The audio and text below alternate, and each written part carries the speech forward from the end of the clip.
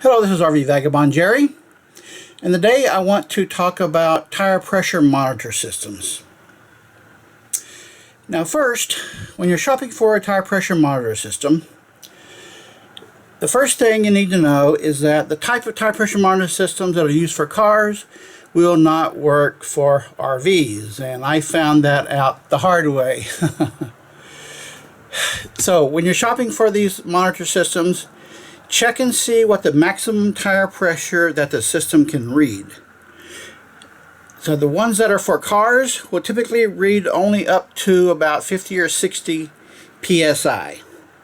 So when I got mine, I took the tire pressure monitor system off of my car and put it onto the RV, and it would not read at all.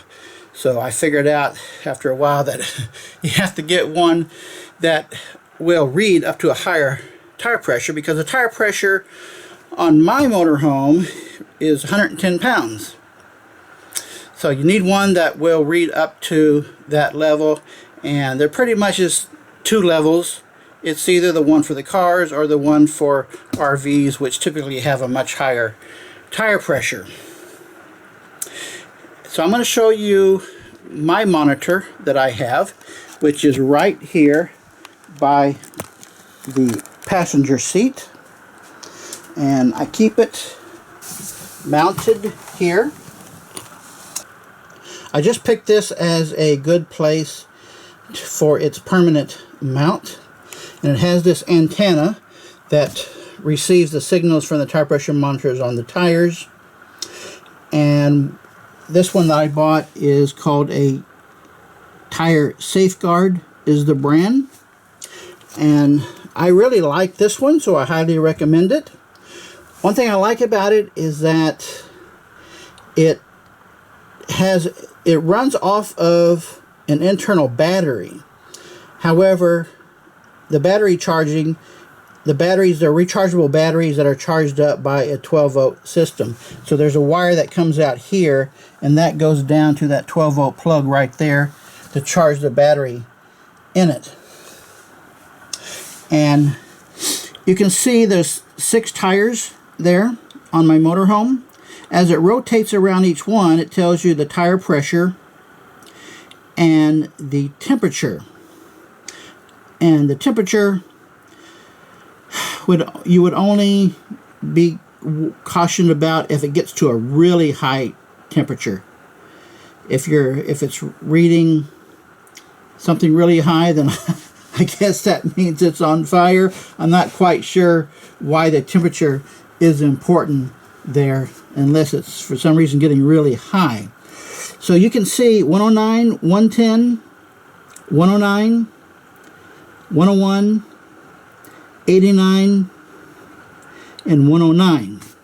And then it rotates to the vehicle that you might have towing, because you can see on the here in the middle where it says truck, that's your RV.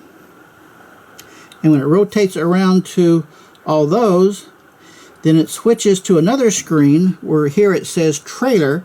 So this, you could have up to 10 sensors, 6 on your RV and 4 on your trailer. So it will tell you the tire pressure monitors on all 10 tires. Now I am not towing a vehicle, so I'm not using that. And it also has a warning system where it beeps if you have a tire pressure that is lower than normal. And you can see on this one right here, the inner rear at 89, that is much lower than it should be. It should be somewhere around 110 pounds of pressure. So I do have a problem back there that I need to check and see why that tire is giving me such a low reading. I may have to air it up. It may have a slow leak or something. And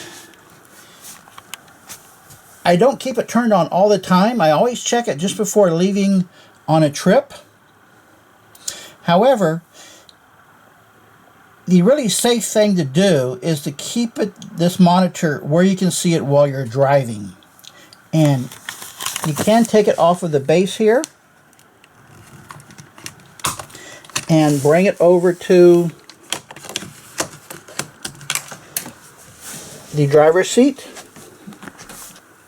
So if I'm sitting here in the driver's seat, I can put my monitor down here so that as I'm driving, I can always be watching it. And the important thing with watching it while you're driving is because if you're getting a low reading while you're driving, that could mean that you've have a problem in a tire to where it's lost a lot of pressure quickly. If it's a blowout, you would probably hear it and you would kind of feel it that something's wrong. But if the leak is a little slower than a blowout, then you might not notice it, especially on that inside, one of the inside rear tires. Because as you're walking around and looking at your tires, the inside rear tire, you wouldn't be able to tell by looking at it. And if you do get a blowout or something, or maybe it's just if the tire is shredding, then when it starts shredding and flapping around, it can do some damage to the underbelly of your RV. So if you do have a situation where you've got a tire problem all of a sudden, you do want to pull over as soon as you can.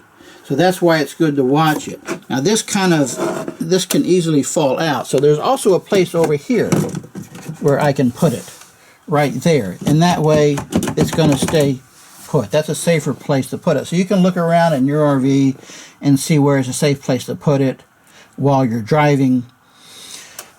But you might not want it there all the time. And of course you want it in a place where you're going to be able to charge it. Of course you can plug it into, there's a 12-volt plug there for charging. So you can do that however you like. And pretty much everyone recommends a tire pressure monitor because you just can't tell by looking at your tires if it's low. And even if it's a few pounds low, you probably don't want to drive very long with if it being even just a few pounds low. And the only way to really tell is to have a tire pressure monitor, unless you're going to be going around and checking all of those tires one at a time with a tire pressure gauge.